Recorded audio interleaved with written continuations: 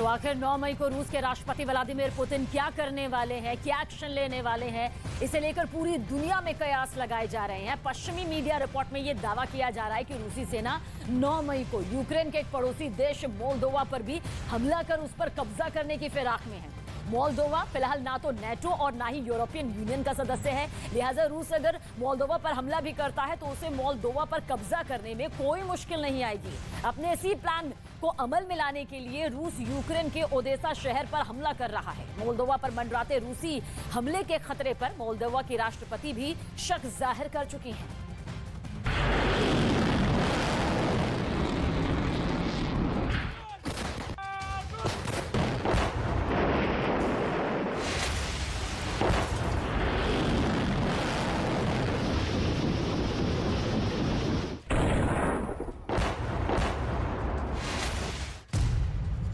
Ukraine में बरस रहा बर्बादी का बारूद।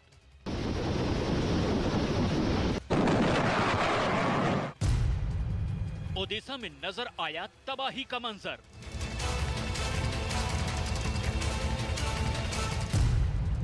ओदेसा बहाना, यूरोप के एक और देश पर निशाना।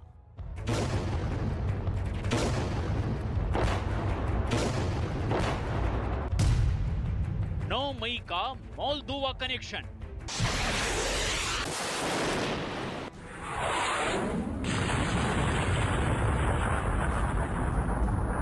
रूस और यूक्रेन के बीच जारी जंग को 70 दिन से ज्यादा हो चुके हैं, लेकिन इस जंग के रुकने के आसार नजर नहीं आ रहे, बल्कि ये जंग अब तो और भी तेज होती दिखाई दे रही है।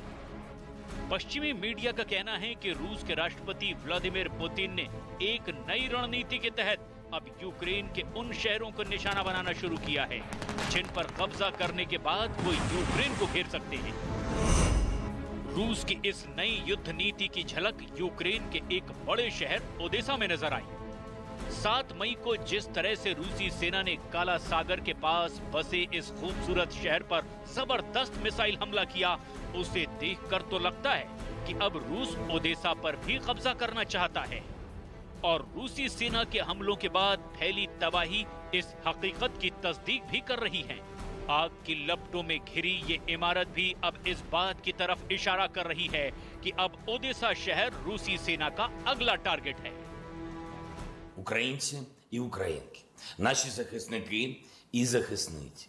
Минулої ночі російська армія витратила ракету, щоб знищити музей Григорія Сковороди в Харківській області. Ракету, щоб знищити музей. Музей філософа і поета, який жив у 18 столітті, який вчив людей тому, що таке справжнє християнське ставлення до життя і як людині пізнати себе. Що ж, схоже, що це страшна небезпека для यूक्रेनी सेना के मुताबिक रूसी सेना ने ओदेसा शहर के इस रिहायशी इलाके को अपना निशाना बनाया। यूक्रेनी सेना का कहना है कि रूसी सेना ने 7 मई की रात को ओदेसा शहर पर 10 बार मिसाइल हमले किए। यूक्रेन के खुफिया विभाग का कहना है कि ओदेसा को निशाना बनाने के लिए रूस के हैकर्स ने भी अब रूसी सेना की मदद की है।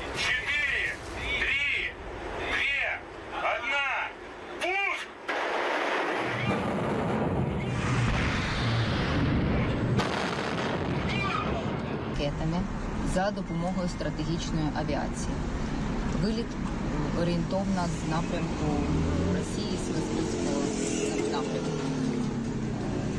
Внаслідок влучання 4 ракет пошкоджено цивільне підприємство в житловому районі міста. Після ракетного удару спалахнула пожежа. Підприємство має виготовлення меблів, тому є вибухонебезпечність через रूसी सेना के इस हमले में ओदेसा शहर के एयरपोर्ट के रनवे को भी जबरदस्त नुकसान पहुंचा है। यूक्रेन के मुताबिक रूस ने ओदेसा पर यह हमला अपने फाइटर जेट से किया है। Наразі інформації по постраждалим немає, але вона уточнюється. Ще 2 ракети влучили в вже пошкоджену злітно-посадкову смугу Одеського аеропорту. Також пошкоджено привід керування польотами аеропорту, тобто радіолокаційна спроможність аеропорту. पश्चिमी मीडिया ओडेसा पर रूस के कब्जे के प्लान का खुलासा पहले ही कर चुका है। पश्चिमी मीडिया के मुताबिक रूस एक खास मकसद के तहत ओडेसा शहर पर कब्जा करने की कोशिश कर रहा है। पश्चिमी मीडिया के मुताबिक रूस ओडेसा पर कब्जे के बहाने यूक्रेन के एक पड़ोसी देश मोल्दोवा पर कब्जा करना चाहता है।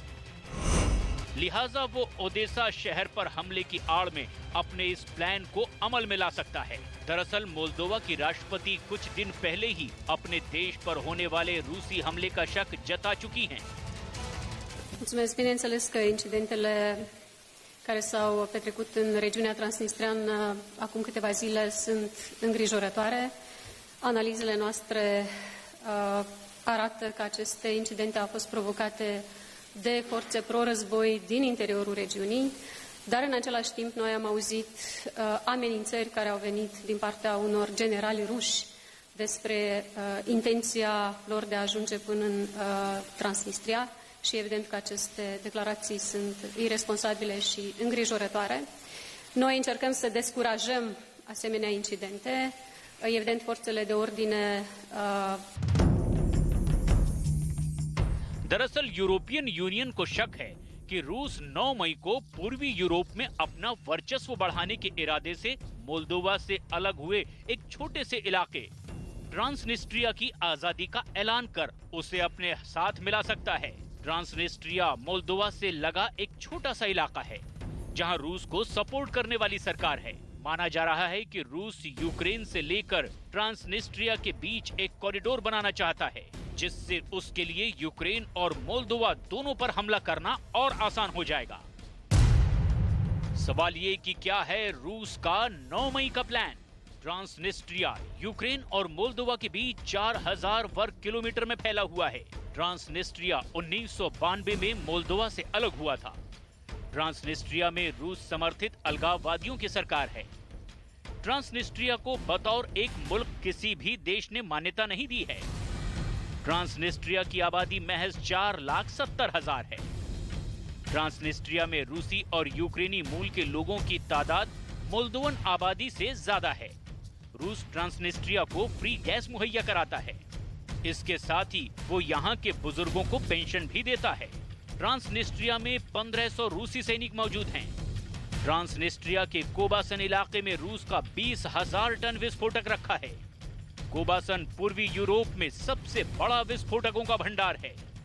पूर्वी यूरोप में यूक्रेन और रोमानिया के बीच में बसा मोल्दोवा यूरोप का दूसरा सबसे गरीब देश है। 1991 तक मोल्दोवा सोवियत संघ का हिस्सा रहा। 33 लाख वर्ग किलोमीटर में फैले मोल्दोवा की आबादी तकरीबन 26 लाख है, जिसमें से देश की सुरक्षा के लिए महज 7,000 सैनिक ही है। दरअसल रूस और यूक्रेन के बीच शुरू हुई जंग के पहले ही दिन से मोल्दोवा यूक्रेन की मदद कर रहा है।